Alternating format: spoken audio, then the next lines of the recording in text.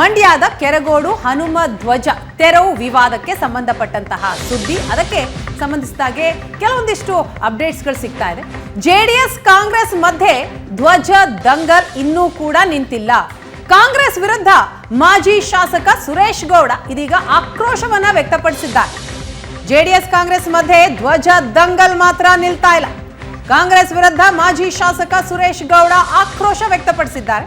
ಶಾಸಕ ಗಣಿಗ ರವಿಗೆ ಅಧಿಕಾರ ಇದೆ ಅಂತ ಹುಚ್ಚುಚ್ಚಾಗಿ ಆಡಬಾರದು, ಜೆಡಿಎಸ್ ನಾಯಕರು ಟ್ರ್ಯಾಪ್ ಮಾಡಿದ್ದಾರೆ ಅಂತ ಹೇಳಿದ್ರು. ನಿಜವಾಗ್ಲೂ ರವಿಯನ್ನ ಟ್ರ್ಯಾಪ್ ಮಾಡಿದ್ದು ಕಾಂಗ್ರೆಸ್ನ ಒಂದು ಬಣ. ಎಲ್ಲ ದಾಖಲೆಗಳನ್ನ 2 ದಿನಗಳಲ್ಲಿ ಅಧಿಕಾರಿಗಳು ಸೃಷ್ಟಿಸಿದ್ದಾರೆ. ಅರ್ಜಿ ಕೊಡೋದಕ್ಕೂ ಮುನ್ನವೇ ಇವರು ಸಹಿ ಮಾಡಿದ್ದಾರೆ. ಇದು ಸೃಷ್ಟಿ ಪತ್ರಗಳು ಅಂತ ಗೊತ್ತಾಗುತ್ತೆ ಅಂತ ಸುರೇಶ್ ಗೌಡ ಆಕ್ರೋಶವನ್ನ ವ್ಯಕ್ತಪಡಿಸ್ತಾರೆ. ನಮ್ಮ ಮೂಲತಃ ಪ್ರಶ್ನೆ ಇರ್ತಕ್ಕಂಥದ್ದು ಸರ್ಕಾರದ ಅಧಿಕಾರಿಗಳು, ಜಿಲ್ಲಾಡಳಿತ ಆ ಧ್ವಜವನ್ನು ತೆಗಿಲಿಕ್ಕೆ ಸಮಜಾಯಿಷಿಯನ್ನು ಕೊಡ್ತಾ ಇದ್ದಾರೆ. ನಾವು ಬೇರೆ ಬೇರೆ ಉದ್ದೇಶ ಕೊಟ್ಟಿದ್ದು, ಅಲ್ಲಿ ಭಗವಾನ್ ಧ್ವಜವನ್ನು ಆರಿಸಲಿಕ್ಕೆ ನಾವು ಅವಕಾಶನೇ ಕೊಟ್ಟಿರಲಿಲ್ಲ ಅಂತಕ್ಕಂಥ ಮಾತನ್ನು ಇವತ್ತು ಹೇಳ್ತಾ ಇದ್ದಾರೆ.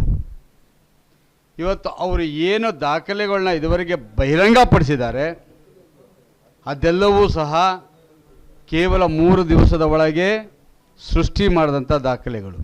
17ನೇ ತಾರೀಕು ಅಂಡರ್ಟೇಕಿಂಗ್ ತಗೊಳ್ತೀರಿ, 18ನೇ ತಾರೀಕು ನೋಟಿಸ್ ಕೊಡ್ತೀರಿ ಅಂಡರ್ಟೇಕಿಂಗ್ ಕೊಡಿ ಅಂತ. PDO 16ನೇ ತಾರೀಕೆ ಸೈನ್ ಮಾಡಿಬಿಡ್ತಾನೆ. ದಾಖಲೆ ಕೊಡ್ತೀನಿ ನಿಮಗೆ.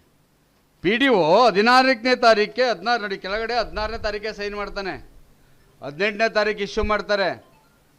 ಇವರು ಅಂಡರ್ಟೇಕಿಂಗ್ನ 17ನೇ ತಾರೀಕೆ ತಗೊಬಿಡ್ತಾರೆ. ನಾನು ಮುಂದೆಗಡೆ ಸ್ವಲ್ಪ ಬಸ್ ಸ್ಟ್ಯಾಂಡ್ ಚೆನ್ನಾಗಿ ಮಾಡಿಸ್ಬೇಕು ಅಂತ ಇದ್ದೀನಿ, ಸ್ವಲ್ಪ ಹಿಂದೆ ಕಟ್ಕೊಳ್ಳಿ ಅಂತ ಹೇಳಿ ಬಂದಿದ್ದೀರಿ.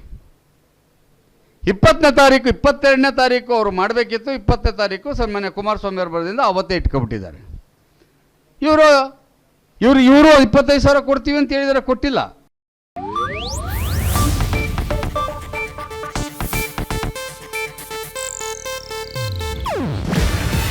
ಇದು ಏಷ್ಯಾನೆಟ್ ನ್ಯೂಸ್ ನೆಟ್ವರ್ಕ್ ಪ್ರಸ್ತುತಿ. ನೀವು ನೋಡ್ತಿದ್ದೀರಾ ಏಷ್ಯಾನೆಟ್ ಸುವರ್ಣ ನ್ಯೂಸ್.